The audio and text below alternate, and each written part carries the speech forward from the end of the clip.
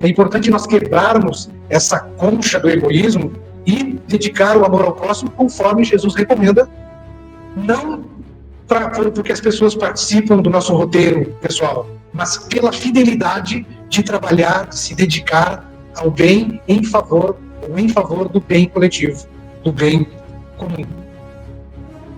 Mas e se existem pessoas com as quais nós não trocamos afetividades, pessoas que na presença delas às vezes nos causam aversão? Se não conseguimos amar, é importante que pelo menos não lhes desejemos o mal, mas nós devemos quebrar de uma vez por todas essas algemas do desafeto, não lhes enviando vibrações negativas. Jesus recomenda até que nós amemos os nossos inimigos, né? Sabemos que isso ainda é um pouco difícil nesse atual momento, o estágio evolutivo do planeta Terra, mas, no entanto, não é impossível. Basta que nós comecemos a ver os nossos irmãos, os nossos supostos inimigos, como irmãos que também carecem do amor de Deus, assim como nós carecemos.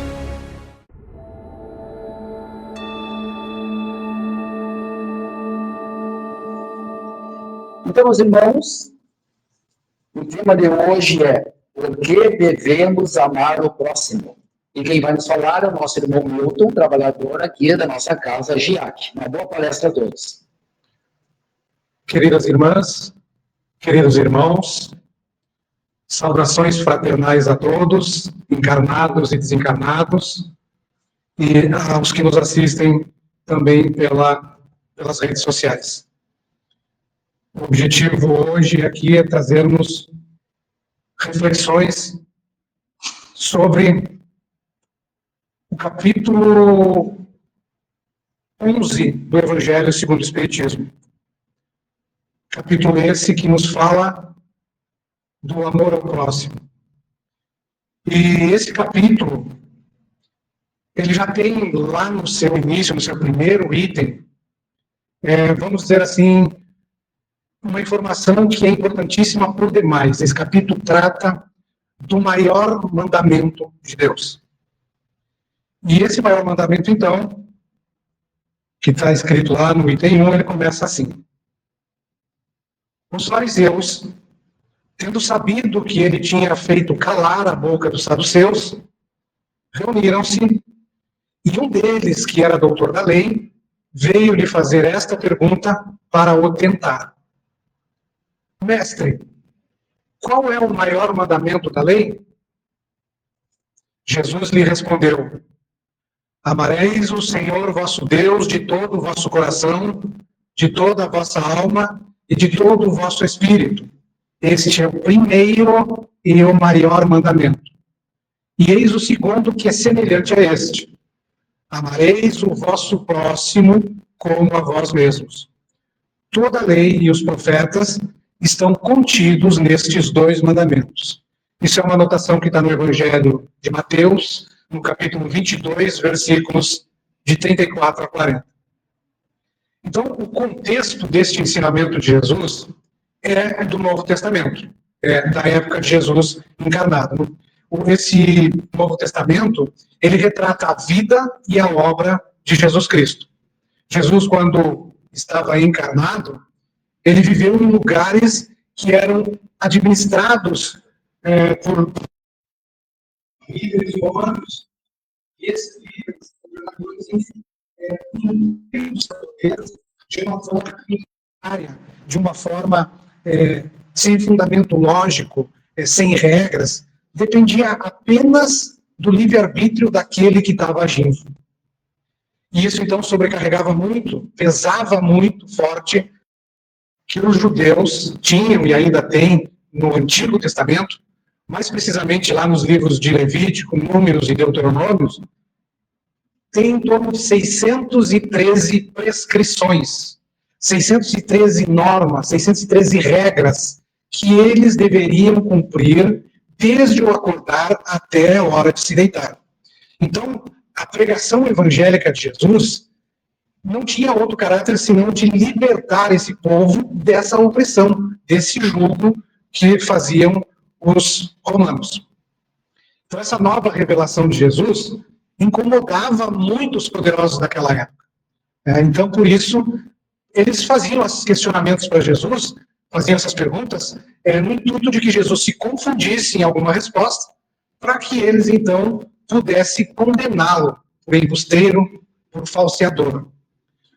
Também vale lembrar que Jesus Cristo, naquela época, não era reconhecido como nós o reconhecemos hoje, como guia, modelo da humanidade, como o governador espiritual do planeta.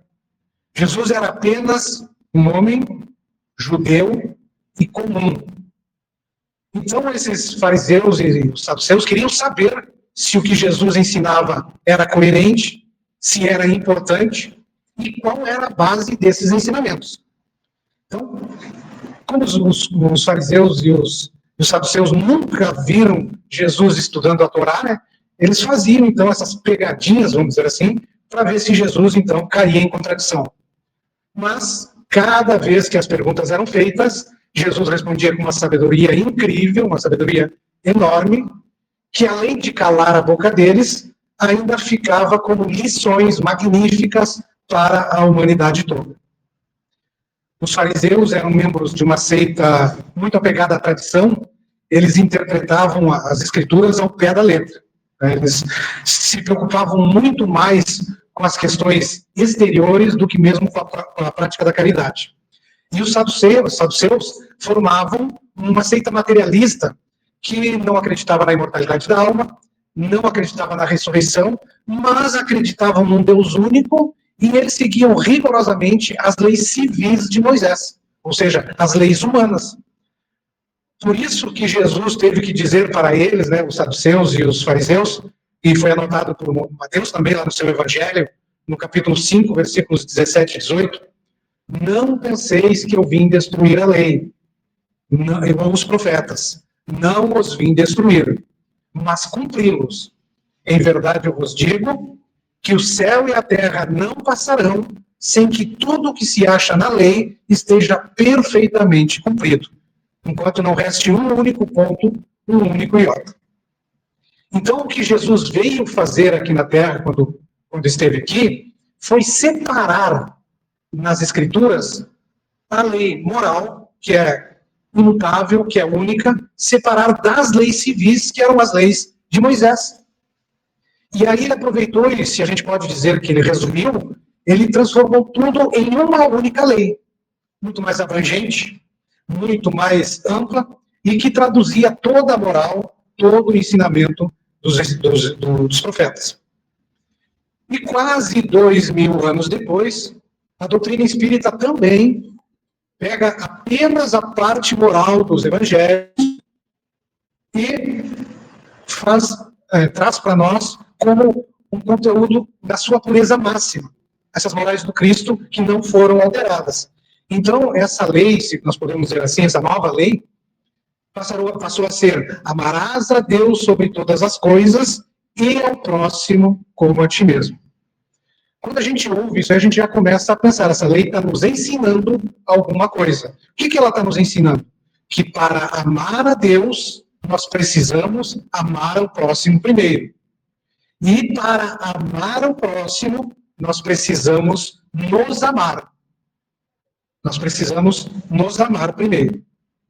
O Haroldo Dutra Dias, numa das falas dele, ele brinca que muitas pessoas consideram se amar quando vão no shopping, quando vão nas lojas, quando compram coisas, porque se amam, se merecem.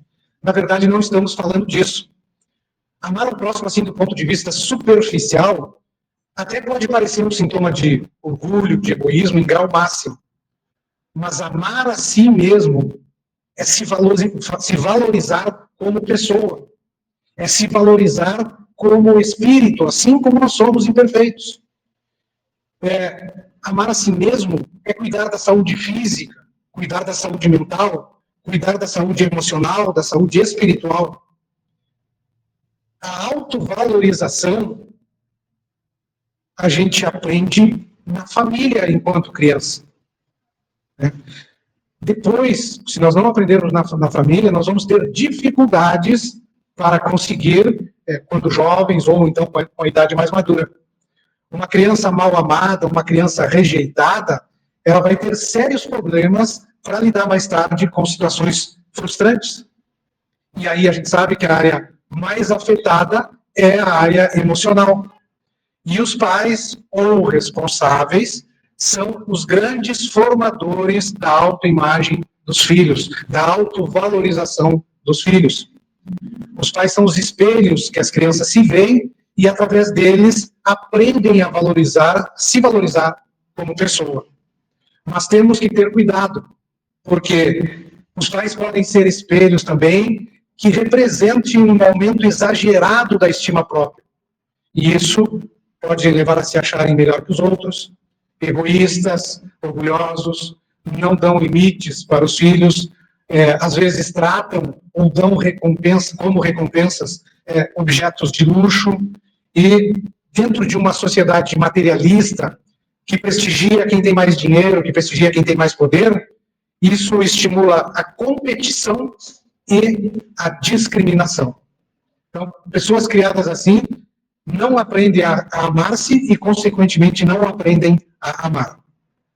Os pais também podem ser espelhos que representam uma diminuição exagerada da imagem própria. São aqueles que têm baixa autoestima. E, geralmente, as crianças provenientes do meio social mais carente já têm essa autoestima mais baixa, quase nunca são valorizadas, quase sempre são rejeitadas.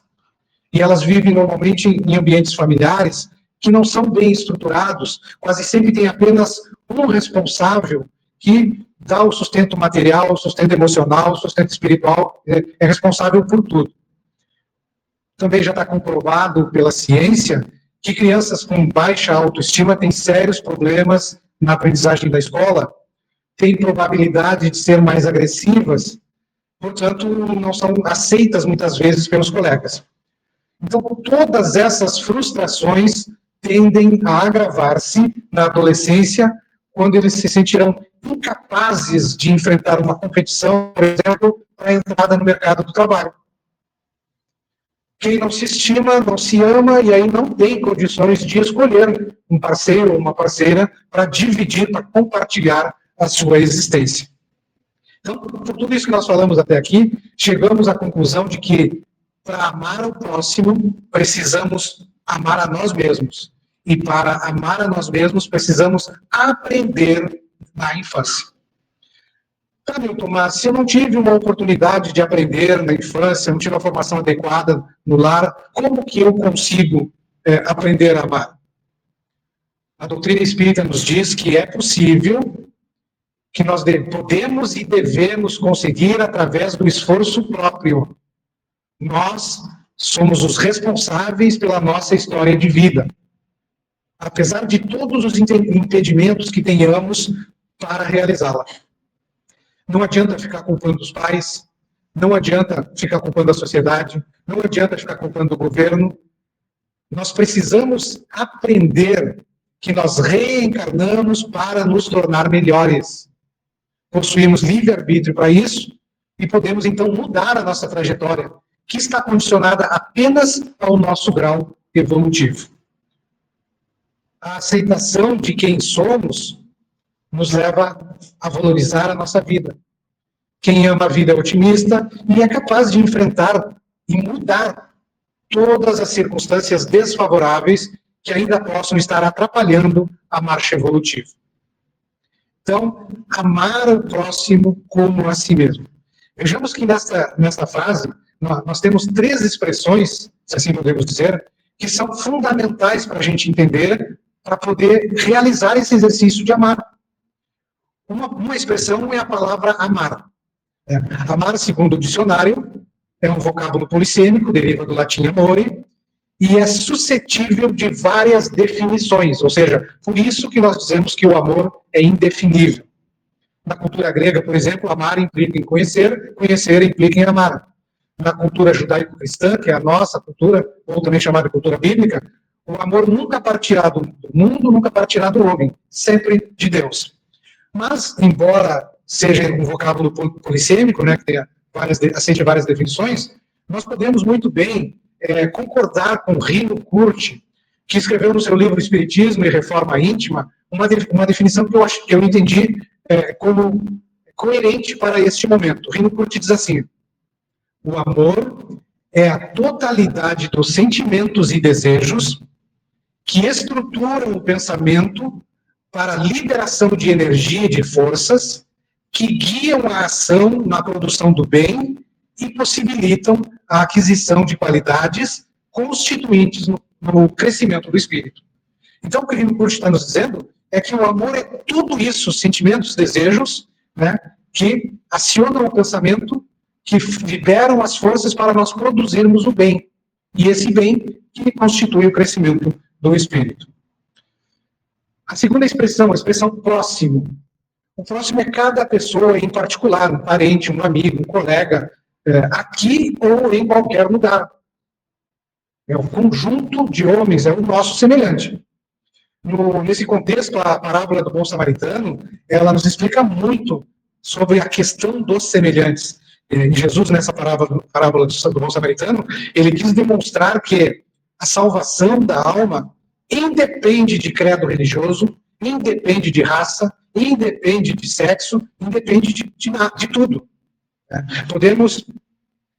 Nós podemos também, baseado nisso, ampliar essa questão do semelhante. Pois vejamos, se a salvação, a caridade, não depende, não envolve nada de religioso, então a natureza, a fauna, a flora, também são nossos próximos, porque eles não expressam nenhum segmento religioso e também foram criados por Deus. Então, preservar a natureza, preservar a fauna e a flora é uma forma de amar o próximo que também foi criado por Deus. O Espírito Emmanuel, na mensagem Diante do Próximo, do livro Taça de Luz, psicografia de Francisco Cândido Xavier, ele nos diz assim, ó: o próximo, em cada minuto, é aquele coração que se acha mais próximo do nosso, por sugestão divina de amor no caminho da vida. No lar é a esposa, o esposo, os pais, os filhos, os parentes, os hóspedes. No templo do trabalho comum é o chefe, o subordinado, o cooperador, o companheiro. Na via pública é o irmão ou o amigo anônimo que nos partilham a mesma estrada e o mesmo clima, aquele colega que a gente senta todo dia no ônibus, né, junto com ele. Na esfera social é a criança e o doente, o desesperado e o triste, as afeições e os laços de solidariedade comum. Na luta contundente do esforço humano, aquela luta que a gente tem que fazer no dia a dia contra nós mesmos, né, às vezes, é o adversário, é o colaborador, é o inimigo declarado, o inimigo oculto. Ainda assim, o associado de ideias que se expressam por nossos instrutores também são nossos próximos. Então, em toda parte, diz Emmanuel, encontrarás o próximo buscando-te a capacidade de entender e de ajudar. Auxilia-o com aquilo que possuas de melhor. Para justificar e também fortalecer a nossa fala de que a natureza, a fauna e a flora também são nossos próximos, Emmanuel também, pela psicografia de Chico Xavier, no livro Dinheiro, chamado Dinheiro, na mensagem Diante de Deus e de César, Emmanuel, num trechinho, diz assim, ó: auxiliar aos outros é recomendação do céu, e em razão disso, auxiliemos sempre, seja amparando um companheiro infeliz, protegendo uma fonte d'água ameaçada pela secura, ou plantando uma árvore benfeitora que amanhã falará por nós à margem do caminho. Então, até o Emmanuel vem corroborar com a natureza, a fauna e flora sendo nossos próximos também. E a expressão si mesmo, a terceira expressão também que devemos entender. E para entender essa profundidade dessa expressão, nós devemos partir de nós mesmos. Ou seja, cada um procurar conhecer a si mesmo. Mas será que é possível? Como? Lá na antiguidade, Sócrates, no seu método, lá, ele levava cada um dos seus interlocutores a refletir sobre si mesmo, no sentido de tomar consciência da sua própria ignorância. Ou seja, tomar consciência daquilo que ele ainda não sabe. E com isso, então, ele adquiriu um verdadeiro conhecimento, que era conhecer a si mesmo. Como o conhecimento sempre teve relação com o bem, então quanto mais a pessoa conhecia ou tinha conhecimento, menos mal ela praticava.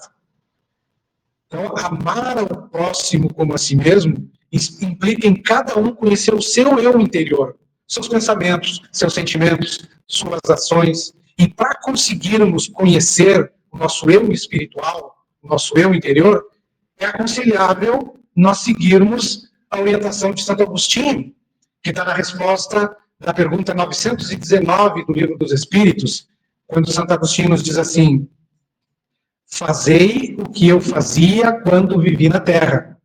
Ao fim do dia, interrogava a minha consciência, passava em revista o que fizera e perguntava a mim mesmo se não faltara a algum dever, se ninguém tivera motivo para de mim se queixar. Foi assim que cheguei a me conhecer e ver o que em mim precisava de reforma. Num grupo de estudos nosso aí, a gente muito estudou Santo Agostinho e a gente tentou fazer várias práticas que o Santo Agostinho nos ensina, e eu falei que toda vez que eu tento fazer essa prática aqui de interrogar a minha consciência, no final do dia dá a entender que tem que ser deitado, e aí eu acabo dormindo. Esqueceu, né? Pois, tem que tentar no outro dia. Mas o Santo Agostinho não diz que tem que ser deitado, ele diz que é o final do dia. Bom, na questão 876 do Livro dos Espíritos, Allan Kardec pergunta aos espíritos superiores da codificação desta forma assim: posto de parte o direito que a lei humana consagra, qual é a base da justiça segundo a lei natural? Então, deixando de lado a lei humana, que já determina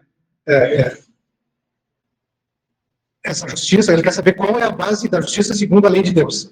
E aí os espíritos respondem: disse o Cristo, queira cada um para os outros o que quereria para si mesmo.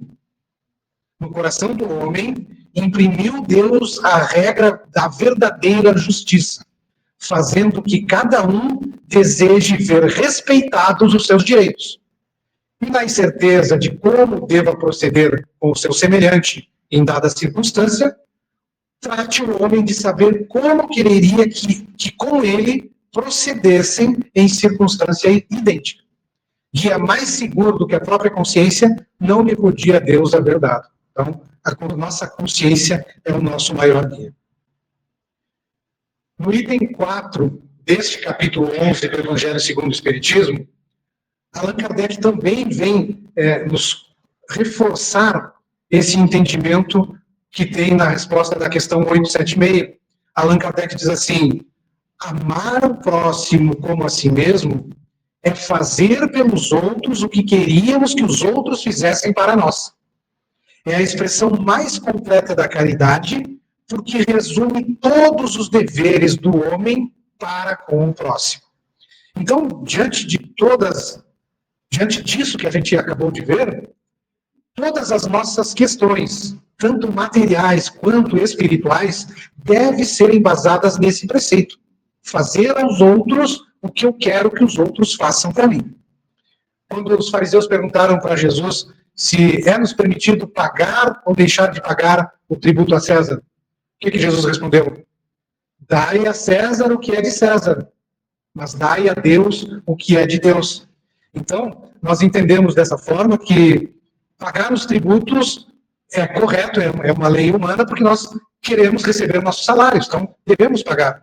Mas como nos ensinos de Jesus sempre teve a questão moral, ele enfatiza a lei moral, ele acrescentou: mas dai a Deus o que é de Deus. Então, para nós não nos apegarmos só nas questões materiais.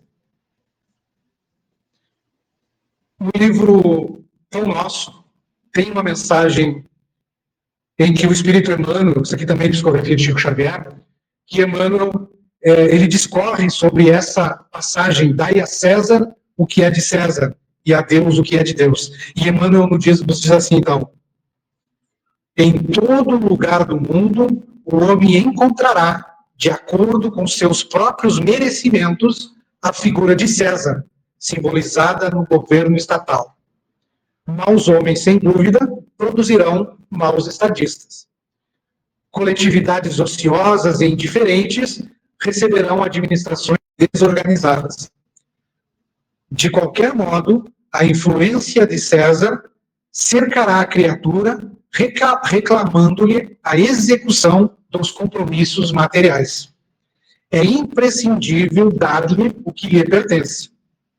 O aprendiz do Evangelho não deve invocar princípios religiosos ou idealismos individuais para se eximir destas obrigações. Se há erros nas leis, lembremos a extensão dos nossos débitos para com a divina providência. E colaboremos com a governança humana, oferecendo-lhe o nosso concurso em trabalho e boa vontade, conscientes de que desatenção ou revolta não nos resolvem os problemas. Preferível é que o discípulo se sacrifique e sofra a demorar-se em atraso ante as leis respeitáveis que o regem, transitoriamente, no plano físico, seja por indisciplina, diante dos princípios estabelecidos, ou por doentio entusiasmo que o tente avançar demasiadamente à sua época. Há decretos iníquos, ou seja, perversos, malévolos. Recorda se já cooperaste com aqueles que te governam a paisagem material. Vive em harmonia com teus superiores e não te esqueça de que a melhor posição é a do equilíbrio. Se pretendes viver retamente, não dês a César o vinagre da crítica acerba. Ajuda-o com teu trabalho eficiente no sadio do desejo de acertar, convicto de que ele e nós somos filhos do mesmo Deus. Então, Emmanuel vem mais uma vez reforçar esta questão do amor que nós temos. Essa é a orientação do Cristo, para que nós amemos o próximo assim como a nós mesmos. E a gente sabe que é mais fácil a gente falar do que agir. Nós ainda estamos um pouco distante de vivenciar essa prática de amor ao próximo. Mas quando Jesus fez essa recomendação, ele não estabeleceu nenhuma condição. Ele simplesmente recomendou: amem.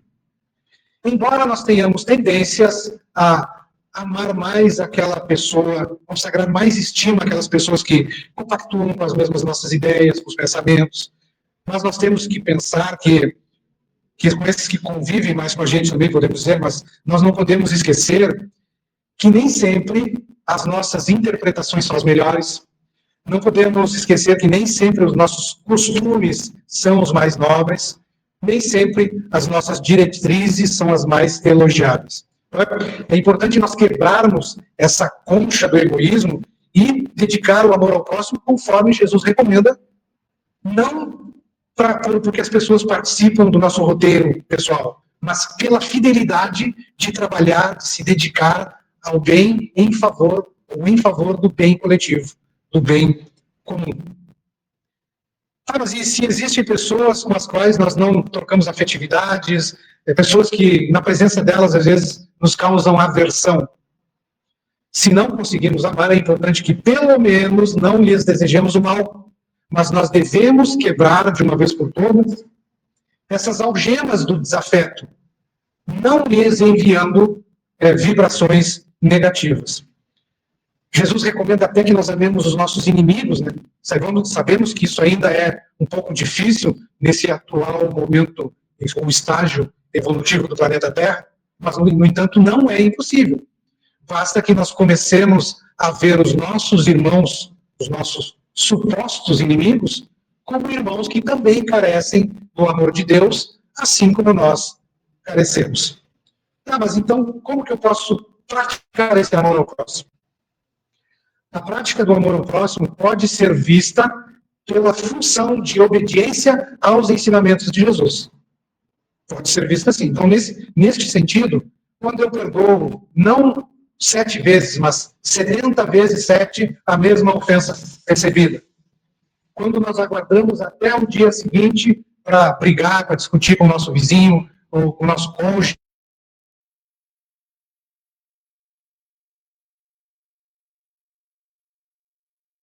dessa liberdade humana.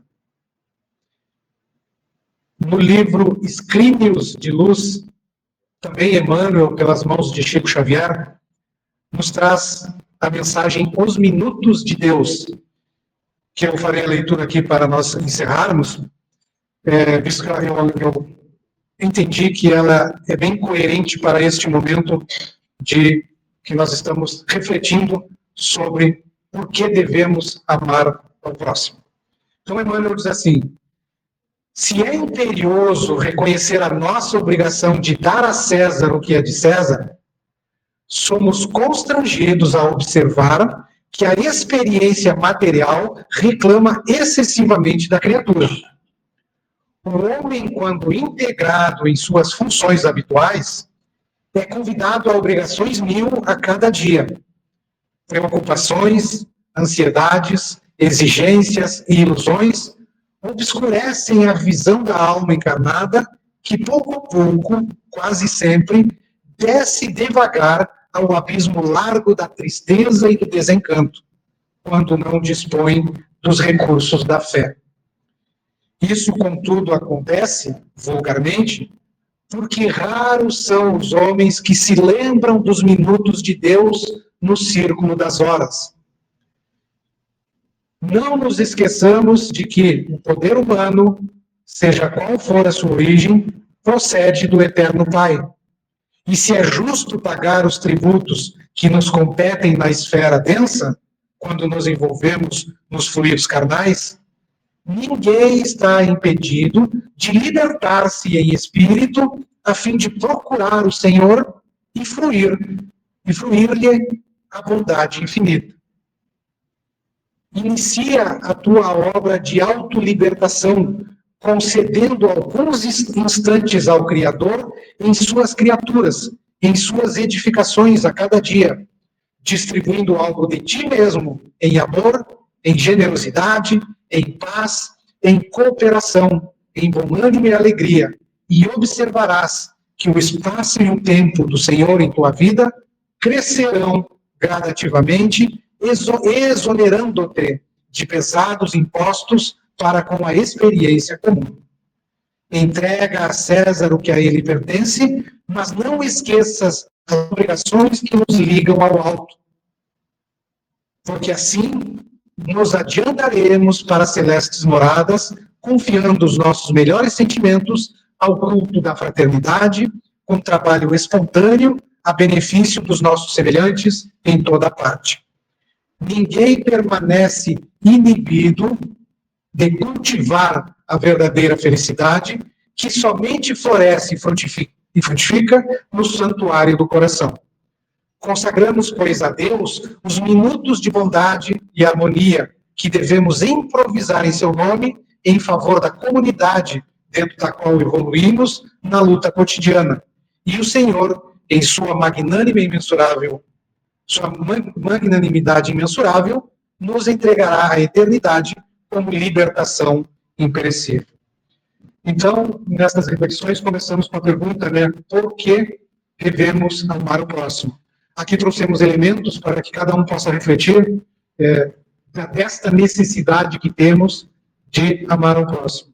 E para responder essa pergunta, eu colocaria uma resposta só. Eu sei que tem muito mais e todos vocês podem pensar nelas. Mas por que devemos amar ao próximo?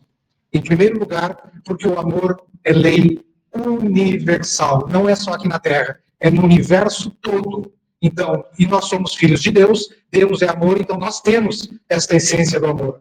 Nós temos, basta que nós comecemos a desenvolvê-la de forma a nos elevarmos. Muito obrigado pela atenção de todos, fraternas saudações a todos e um bom fim de semana.